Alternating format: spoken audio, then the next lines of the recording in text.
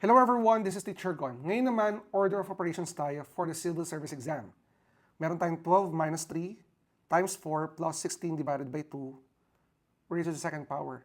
Since pinag-uusapan natin ng PEMDAS guys, ang uunahin natin ay yung parenthesis. Ito na sa loob, followed by exponent. Kopyahin muna natin, meron tayong 12 minus 3 times 4 plus 16 divided by 2 raised to the second power. Ito unahin natin na ha.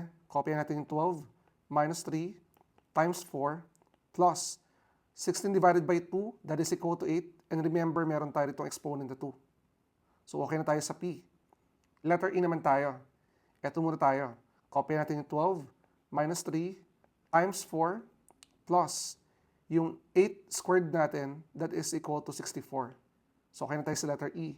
Ngayon, marami na ako confused ano daw unahin sa dalawang to. Guys, tandaan nyo ha.